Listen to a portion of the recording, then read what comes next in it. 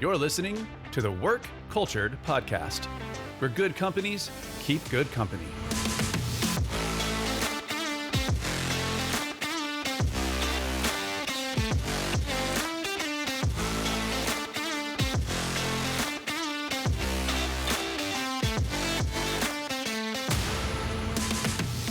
Welcome to the Work Cultured Podcast. Today we are delighted to have Ty Allen, who is the CEO of SocialClimb.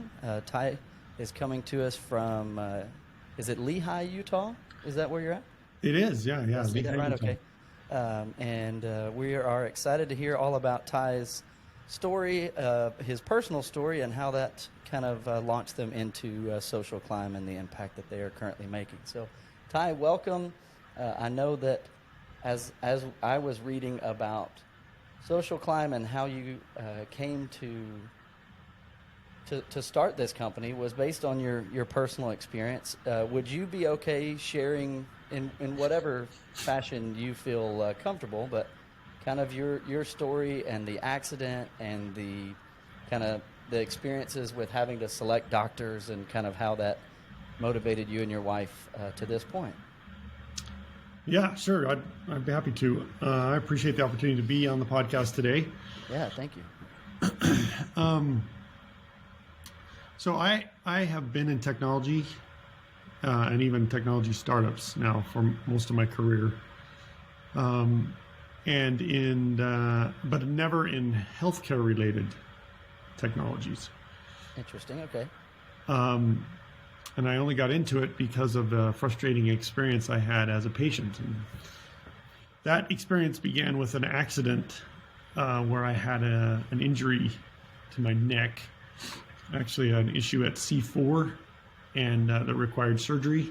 So I have a fusion at C3, C4 in my neck. If somebody's a surgeon or knows it, you can see they go in from the front to do that type of fusion. Wow. But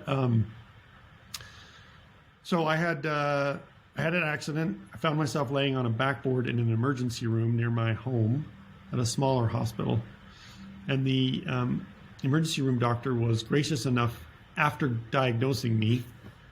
So a picture, I'm laying on a backboard. At this point, I still think I'm a paraplegic. I don't think my arms are going to work at all. My feet have, at this point, this is a couple hours after the accident, my feet have started to regain some movement and some sensation. But he comes to me and says, "We can't handle your case. It's too complicated." He gives me the diagnosis, which is correct. It's a central cord syndrome. And he says, "I need to send you to one of two hospitals that have level 1 trauma centers. The ambulance will be here in 5 minutes. Here's the names of the spine surgeons that are on call. I need you to tell me which way you want to go." 5 minutes. Yeah. Well, and it's not like I could use my hands to run. Yeah. I didn't know the names. My wife got to the emergency room and about that same time and did some work to try to figure it out. And she made a choice.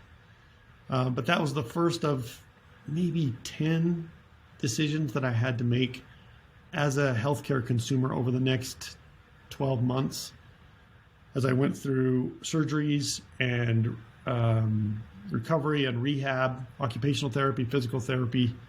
I kept making choices that I felt I was ill-equipped to make because I didn't have enough data. These providers and their practices and even the hospital groups didn't understand how a modern medical consumer wants to consume healthcare, just like we consume any other good or service. Sure.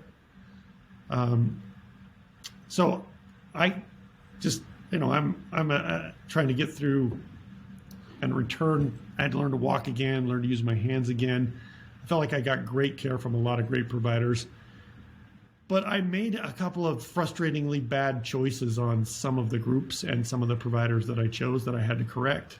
In particular, I made a couple of bad PT choices that I went to 3 different outpatient PT groups.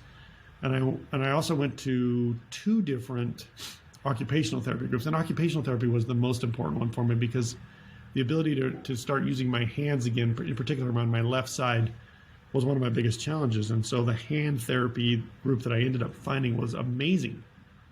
But if you looked at them online, they looked terrible in every way. Their website wasn't good. Their representation outside of their website on listings and other places that a patient might look did not look good. So you didn't have SocialClimb, right? So you're just Googling these. I mean, how were you making the decisions with the limited information that you had at that time? Yeah, I was trying to read what they would publish about themselves on their own websites. I was trying to find third-party feedback on them on review sites, sure. Health Grades, Vitals. There's a WebMD. There's a bunch of things out there that were early at that stage, starting to try to help consumers or patients understand. But I'd been in tech for a long time, and I knew that what one person says about themselves on their website is not really the best way to judge that Sure. provider's capabilities. Sure. So yeah, I was frustrated, and I kept telling my wife all the way through it, this could be solved. There's got to be. I know that these groups don't understand marketing. They don't understand how modern consumers work. They're really good at healthcare, and I know that that's all stuff that could be made much more easily for them to consume. So I kept blabbing to her about ideas, and she kept saying, you don't get to start any more companies until you can walk, use your hands, drive. And so how about you wait to start your company until you're more fully recovered? So I did. So from that, the thinking, the processing to the point of like, okay, we're actually going to start this. What was that timeline like? It was 2 years. 2 years, okay. Yeah, our first customers for SocialClimb came online in the fall of 2016. Okay. And my injury was actually in the winter of 2014. Okay. And then, so in the early stages, was it just you doing this, or how quickly were you starting to grow the company when you first started building there? Yeah, so to begin with, I had a couple of teammates who I had worked with who were engineers. Okay. Who I'd worked with on previous businesses. We did a little kind of skunk works project where we would take 2 or 3 weeks and just try to get a MVP, an early version up and running. And it wasn't until the summer of 2016 that we actually got something ready to go that we could try. And I went to a couple of groups who had been great care providers for me and asked them to try it. Nice. That makes sense to start there. Yeah. I mean, yeah. They were great care providers who had a poor online presence. Okay. And then from there, I started branching. So I had a couple business partners. So a couple of these guys who had been engineers, we became business partners on a venture, and we then started saying, "Hey, we have some success on a couple of small local groups. Let's go wider. Let's go. Who else could we sell it to?" So I had a few people in my network, and we got into a couple of ortho groups that were larger. Okay, nice. Still in Utah at this point, or no? We branching out. Yeah, in fact, we've never really had many customers in Utah. Okay. Most of our customers are actually in the east or southeast of the U.S. Interesting. But we did get into a couple of ortho groups in, I think, late 2016, and ortho is even today still our biggest customer base. We have about 18% of all orthopedic surgeons in the country use the platform, so kind of expanded from those early groups where they started, word of mouth marketing us to other groups. And of course, we've since expanded into lots of other specialties. But ortho, physical therapy, spine, all those things are kind of close to home to me because that's how I got interested in this space. And those are the groups that I really focused on to begin with. And even in the first couple of years of the business, that's where we really focused. So fast forward to today. Obviously, you've had all of this time in the last 6 years or so, and this question next, I'll kind of transition into our favorite question that we like to ask everyone. And what is a mistake that you've made in leadership that you'll never forget, whether it's here at SocialClimb or maybe in one of your previous ventures? Yeah, great. I believe I make mistakes all the time, but I believe the most valuable lesson that I have learned in previous startups that I have really focused on not making in this business is maintaining the focus of the business. So an example of that would be, in our case, we have built a suite of marketing tools that are easily configured and turned on for a medical practice to attract patients through search, dominating local search through a combination of reputation and Google ads so that the search results are very highly favored for them. And we've also built a bunch of predictive data tools that let you get proactive about targeting and attracting patients to change your patient or payer mix amongst your patient base. Well, those two features are pretty universal marketing components. And we get asked continuously by non-healthcare businesses to use our features. And we say no. And that is actually born out of bad experiences I've had in the past where we allowed technologies built to solve problems for one segment of the market to get used in other segments, which seems very simple and innocuous when it happens, but immediately it starts to cause conflict as that other part of the market that's now using your platform wants some features that will never be used in healthcare, as an example. And it starts to make it difficult. The product a little bit. You dilute your value. Yeah. So when we set out to focus just on healthcare in this space, we made a pact of sorts with each other that's in the leadership of the team that said, we are just doing healthcare. And that has allowed us to be very focused on all the features. It makes our product feature decision process a lot easier. We still have a hard time choosing where we should put our engineering dollars and effort, but it makes it real easy. So when we get the law firms and the all kinds of other insurance businesses and all kinds of other businesses that come knocking on our door and want to use our platform, we say no. Just an easy no. Even though we see big dollar signs on some of those, we just know we're going to be better off focused on healthcare. Sure. Now, can you tell us a little bit of where are you at currently with customers and maybe employees, and a little bit more about some of the details on where y'all are at right now? We have 65 team members on our team, employees. We service I don't have the latest update, but it's somewhere in the 10 to 12,000 doctors. Wow. Okay. Use the platform today. All over the country, but you said a pretty heavy focus on the East Coast. Yeah, it kind of follows the population bands of the country. So yeah, the East Coast, Southeast. But I think we're in almost every state. We probably are in every state.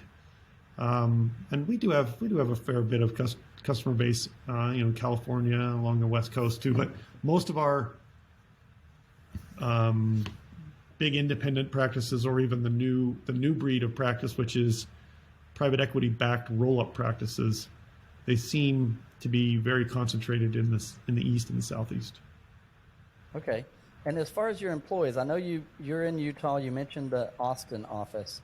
Are the employees spread out as well, or do you have a big remote presence right now, or people in the office? What's kind of your setup right now with your employees? We're very old school. We're in the office. Almost all employees are in the office every day. We do have a couple, we do have a little office in Austin, and we have maybe 7 or 8% of our employee base, depending on their situation at any given week, might get a day or two to work remote. But our sales team is in the office. Most of our engineering, our customer success team, our marketing team, we're very, I'm very passionate about the value of being face-to-face with each other and the productivity gains that really brings. Sure. And what did that look like through COVID? Did y'all go remote for a while, or did you try your best to stay in office throughout COVID? So employees went remote for about a month and a half to 2 months. Okay. I kept coming to the office. It's not like that mattered. I was so much more productive when I was at the office. Sure. So we started having employees come back about a month and a half to 2 months after things. So, and that's going to sound kind of weird in some states around the country, but in Utah, you could do whatever you wanted, and so that's what we wanted. And so we were not remote, really. We were in the shutdown phase. Sure. And came out of that as quickly as we could, partly because our customer base didn't stop. It's not like doctors are staying at home, working from home. Yeah. So we couldn't service them well. We weren't set up to service them well, and we couldn't do the job that I felt we needed being remote. And so as we could, we dealt with individual issues of people who had health reasons and other concerns but we were aggressively back in the office. And with that in mind, knowing that y'all were pretty much in office and in person throughout that whole time, I mean, how would you describe the culture in the office throughout not only COVID, but just as we're continuing moving down the road and the business is growing? We have a model wherein we interview for people who want to work, who want to not be remote, which is kind of interesting because we've been doing that all along, but we're now seeing, just even in the last 2 or 3 months, all the tech companies around us are shutting down all their remote stuff. And they're forcing coming back to the office. They're forcing all their employees to come back in the office just because of the productivity and visibility. And so, we've been basically interviewing for people and hiring people who want to participate in a highly collaborative, face-to-face kind of culture. Sure. And our workspace is built to be very, very friendly to that. We actually have a lot of office space. We're in a space now that this is our 6th office location in 6 years. Wow. Which is ridiculous, but and we're not just moving. Because of constant growth. Yeah. Okay. But we're not moving for a while because we have plenty of room. So we allow the employees to spread out quite a bit in the office space, and we have really nice open areas for working away from your desk. So.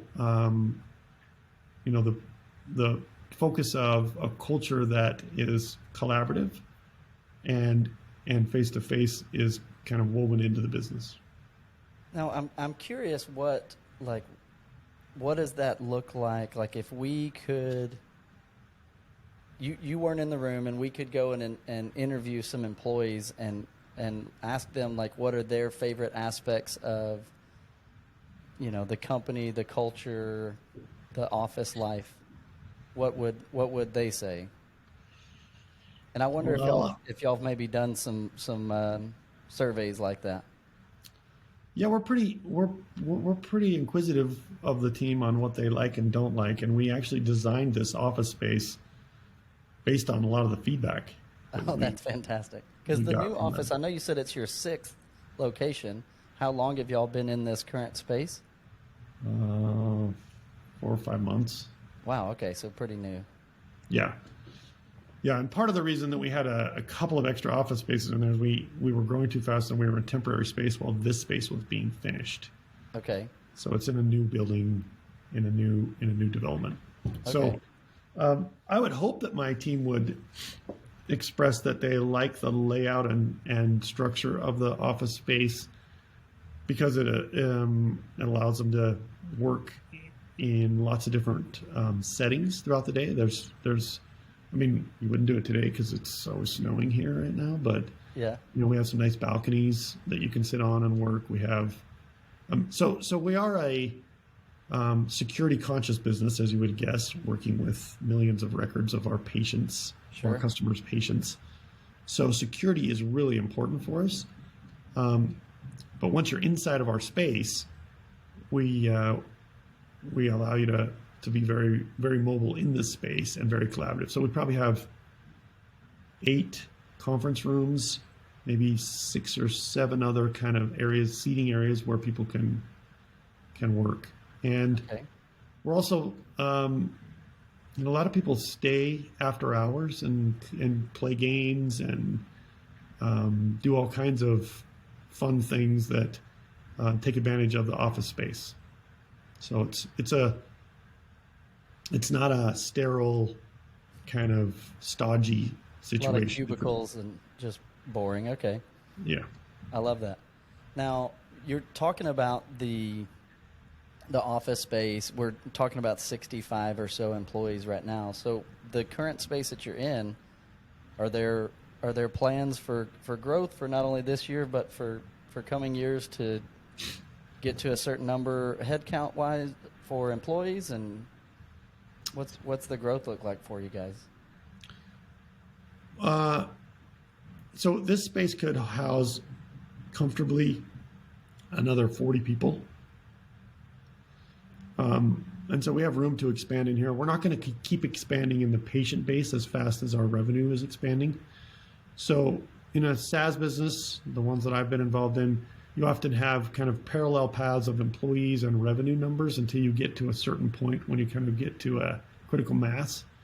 We're at that point now where we believe we'll continue to see 40% growth year on year, but our employee base will not be growing at that same rate. So we believe we can stay in this space for another 5 to 7 years and continue our current growth pattern. Okay. And I'm curious, kind of as you've seen this growth in physical terms, I mean, what are some of the biggest challenges that you've faced, maybe even some of the successes that you've faced along the way as you've built up the company to this point? Yeah, so the challenges are whatever business experiences is hiring well and then training. Let me pause you there. So hiring well, what does that look like for y'all? What do you have something that you put in place kind of early on that you're using for your hiring? I'd love to maybe even dig a little bit into what does your hiring process currently look like? So it's kind of multi-layered.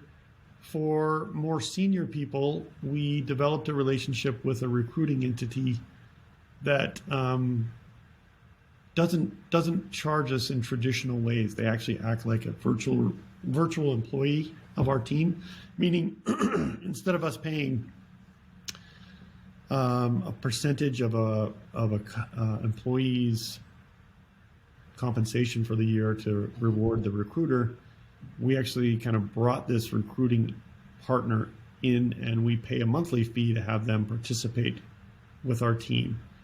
So instead of it being like almost random acts of recruiting that would happen as needed, these team members on this recruiter group actually got to know our business really well. They got to know the type of employees that we would look for in the different disciplines, meaning not just what skill set they have, but what their personal attributes are. An example would be they want to work in the office. They're very collaborative. They're more so developing that relationship with a trusted partner on the recruiting side. And we could have solved that by hiring somebody, but we weren't in a position to hire somebody at that point. It wasn't worth it. So we're able to outsource that. That actually helped us bring in, I felt like a nice layer of leadership and mid-tier leadership that group helped us recruit. That was great. And that set the stage then, as we have those team members then recruiting and hiring, that they are looking for similar type of employees. Now, we've had turnover. Sure. We've had. Do you know your turnover retention rates? I do not know that. No, that's all right. But we haven't had a lot of people that we've let go.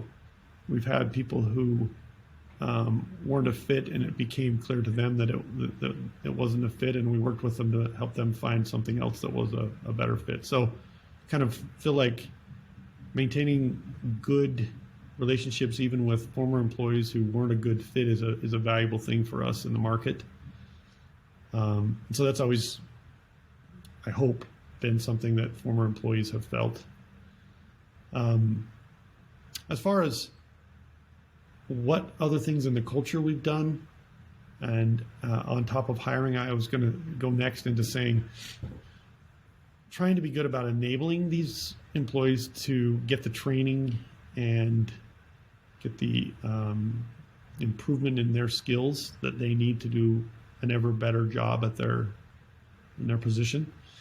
We're working on that continuously. We created a little SocialClimb University thing internally. Okay, nice. Where we do continuous training. We have multiple members of our team produce content throughout the month and make all that available for everyone. Some of it is mandated, and we track who does watch it, and some of it is optional. Now, it kind of, if I may, so on that stuff is in these modules, is there kind of like a career planning component of it, like that people are able to see, like, hey, if I go through and I learn all these new things, I'm going to be able to level up my career, I'm going to be able to make more money, etc.? There's a little bit of that within departments. It's not built to be a replacement for external sources of certification and training. It's really built to help these individuals get better at using our own product to help our customers, telling the story of our product to our customers. There are some aspects of it that are just general. How do you communicate better? How do you write better? How do you use Salesforce better? How do you, there's some aspects of it like that are career improving, but the purpose of it is really to make them better in their current positions, not to move them out of their current positions. However, we do have some interesting mobility happening where we do have team members who move even from departments.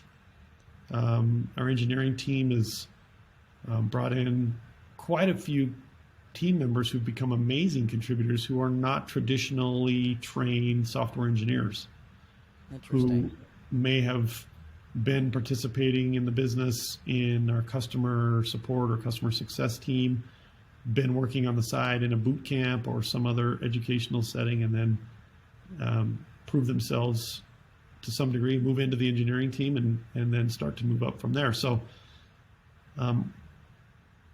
there's a little bit of cross team movement as well. So I want to kind of go back to the culture as well. So you've got all of these kind of learning components, and we've got an office space that's very conducive to letting people have some autonomy and some flexibility. Do y'all have like a someone we interviewed the other day, I don't remember what they called it, but they had like a culture club or something where they had a handful of people that, and they said some of it was as little as like remembering and honoring an employee on their birthday. But do y'all have anything like that where you have some employees maybe dedicated to culture and kind of staff appreciation or things like that? We kind of have one person. One person, okay. And who is that person? She's our office manager. Okay. And the team kind of calls her the office mom. Okay. And she arranges and manages all. So we do a monthly company meeting, and we have a lunch as part of that. And we honor everybody on their birthdays and on their anniversary dates in the business, which she does a great job of reminding everyone about their teammate who's at that point, doing some sort of thing at their desk that makes that day special for them.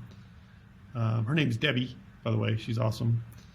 And adding her to the team, we were trying to do that before, but adding her to the team, we told her, hey, we'd love for you to help us, continue to make the culture fun and enabling and strengthening. And she's just come up with a lot of things on her own that have made a nice culture, made a difference, actually made it a little better than it was before. And how long has she been around? She's probably been with us for 18 months. Okay. Something along those lines. Sure. All right. Now, we're going to start transitioning to our next segment here, but I do want to just ask, before making this next move, is there anything that you can think of immediately that is worth mentioning that you feel really makes working for SocialClimb special? For me, I've built other marketing tech companies that have done good work, made money for our customers. But this is the first business that I've been able to really feel like not only what I'm doing is a positive thing for the employees to get a paycheck and the business to have value, but we're actually making a difference for helping people find physicians who can solve problems for them, and helping physicians connect with patients who are in need of their particular type of skill set. And so it's been pretty rare for me to find something that it's adding value to society that goes beyond just the normal value of creating a business that produces a profit. I really like that. Yeah. The personal connection. I mean, we get to really talk to some fantastic leaders, CEOs on the podcast, and I honestly can't think, maybe one other that was a really fascinating story, but as far as a really compelling, fascinating, like just immediate connection emotionally with seeing someone's story and how that experience propelled them into starting the business. And so I love that. And I think it's very easy to kind of remain bought into that, at least from your seat. Now, as you might remember, we did ask you to do a little homework, and I hate using that word homework sometimes because it definitely can elicit some strong feelings. I know as a school age kid myself, I mean, hate is a strong word, but I definitely hated homework. But I do appreciate the fact that you took a few moments to do this homework, and you took this behavioral assessment.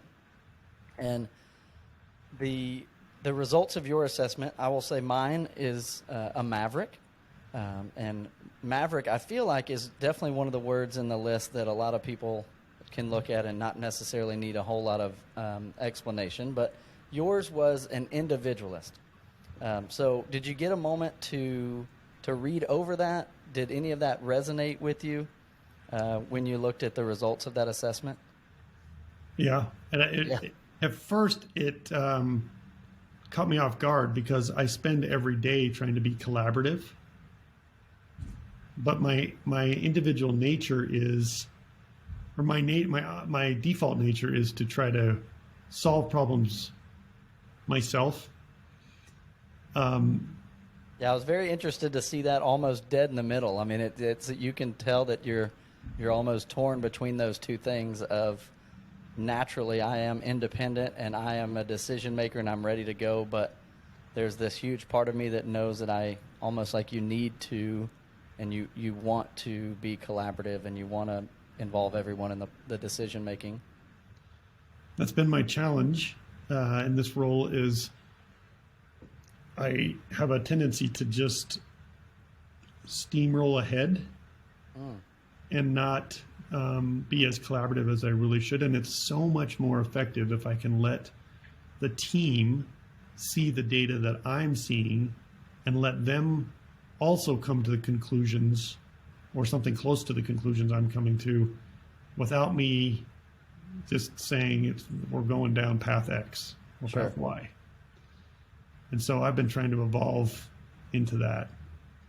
And I actually find a lot of satisfaction in that happening. So it's not my default setting, but it is something I am learning to appreciate, is to be more collaborative and be more open to listening to everybody's thoughts and opinions on things before choosing a path. Sure. Now, for me, when I first took this assessment myself was back in 2017. And I remember at first, if I'm being honest, it was almost offensive. It was like, how dare you tell me these things about myself that I don't want to talk about?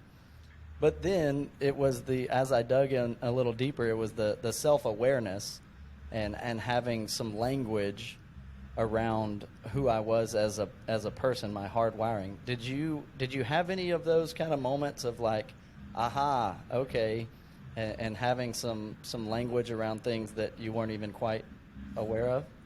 Yeah, I at first I thought, no, this is not who I am. This is not who I'm trying to be.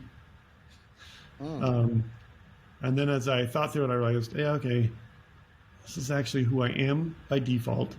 I'm trying to be a little different than this, and this assessment gives me a way to describe it. So I described it to my wife, and she gave me some insight that said, you know, I see you in different settings where you are at home very collaborative with me. And then I see you shift into work mode, because sometimes she'll travel with me on business trips or events where she sees me working with the team. Sure. And she says, you sometimes shift into a mode where you're more of the authoritative version of you. And she says, I think you're better when you're more collaborative like you are with me. Wow. And you should be more like that with your team. How long have y'all been married? I'm curious to know. We've been married 26 years. Okay, wow. Now, my immediate thought is I want her to take the assessment too. I'd love to see. There's even a thing that I can do on the back end, and we'll just email it to you and y'all can go over it in your own time. But if you want to share that link with her, she can take the assessment. Mind you, I've done it with my girlfriend, and I know others that I've encouraged them to do it with their, romantic partner as well. But on the back end, it gives us this one-on-one relationship guide. Ooh, that'd be fun. Where I can plug in both, and it was like free relationship counseling for us. We've been together 5 years, and we only did this like last year, and it was very eye-opening, and we both we definitely found some things not only about ourselves but about each other of like, Oh, that makes sense. Okay, like it's the self-awareness was I don't know, just next level. So if you if you're interested, yeah, you can have her take that, and then I'll definitely send over the. And I might want to make a note. Just what's her first name, so I know when it comes in. Heather. Heather. That's fantastic. My oldest sister is Heather. That's easy to remember. So, yeah, we'll send that over. That'll be fantastic. Okay. So, Yeah, I like that. I love this. So, okay, as we're kind of, I want to be respectful of your time and starting to kind of move into the final bits here. Is there anything that maybe you were excited to share about your company culture, you were hoping to get to share that you haven't gotten to yet? I'd love to include any things that you may have meant to talk about but haven't. I mean, I think I've shared most of the stuff that's good to share. You know, it's a work in progress. There's a lot of we try to minimize meetings. We've there's a book that we read together as a leadership team. I can't remember what it's called.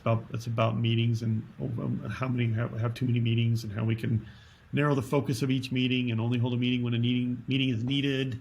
Okay. Yeah, maybe you can send that on the back end. I'd love to know that book, and we love to share any books that podcast guests share about with our listeners. So that's fantastic. The other book so I'll find the name of that book, but the other book that I love is Extreme Ownership, Jocko Willink Okay. book. It's something I ask all of our leaders in the business to read. Jocko's are you familiar with him? I am familiar with some of his stuff, but mostly from other leaders mentioning him. So I haven't actually read any of his stuff directly, but I will check that one out. Yeah, that's a great book from the perspective of we need to lead by example.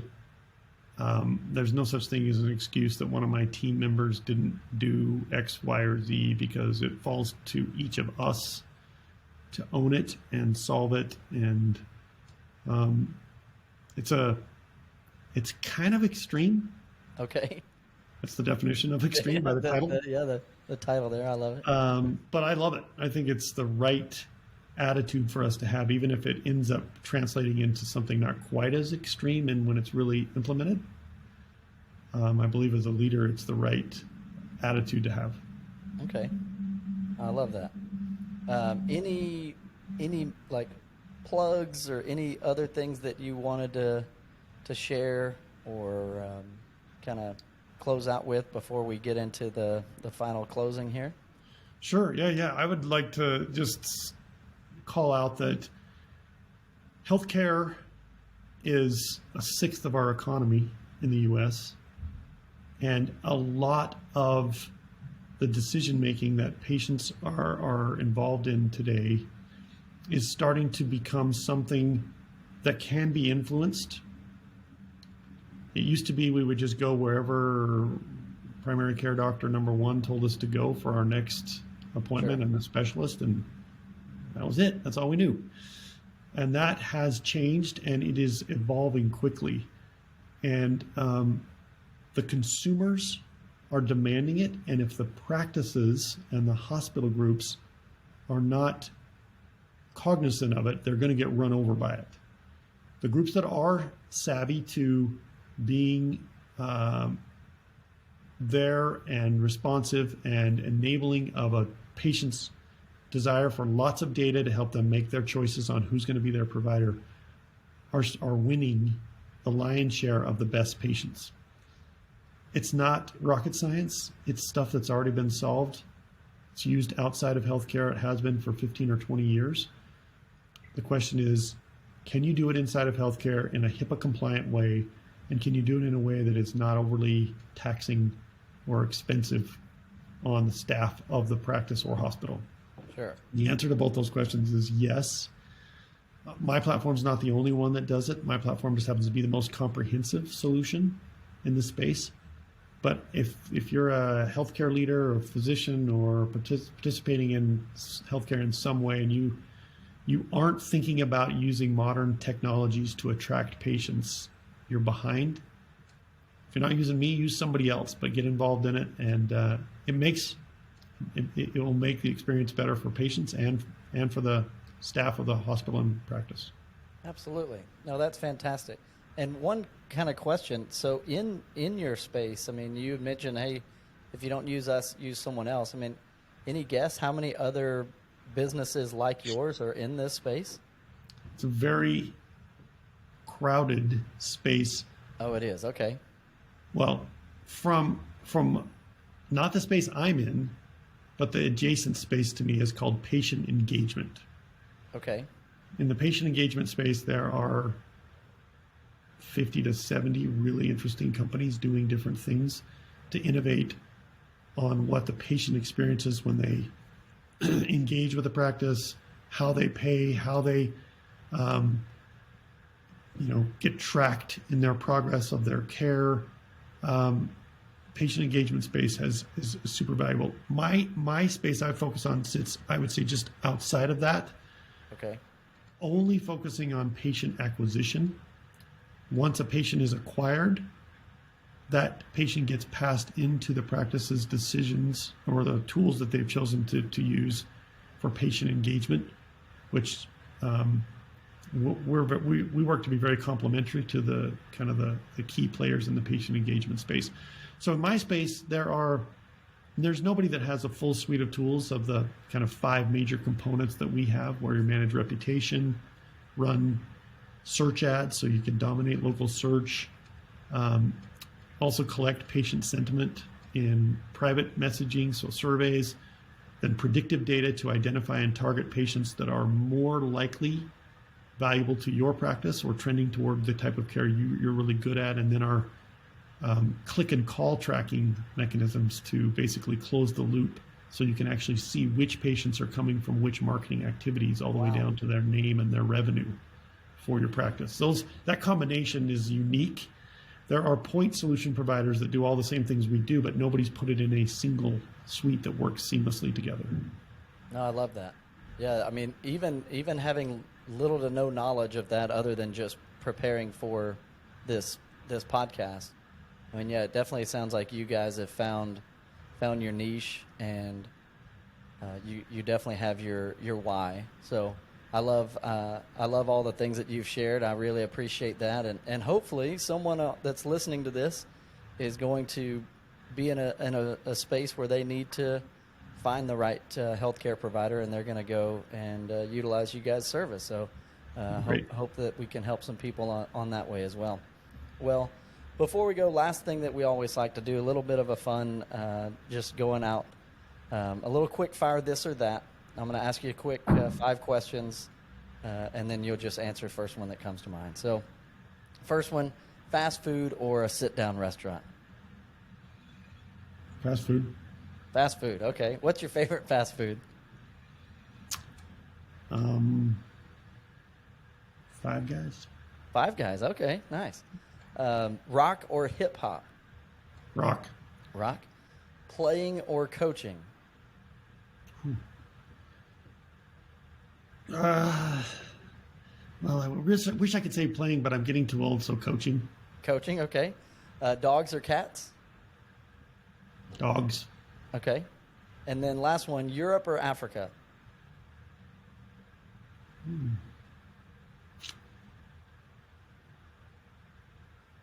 I would say Europe. I lived in Africa. I lived in Africa as a little kid, but I don't really remember much of it. Really? That's fantastic. All right. Well, Ty, I've really appreciated this. Been fantastic to learn about you and your story, as well as just the entire growth and experience that y'all are creating there in Utah.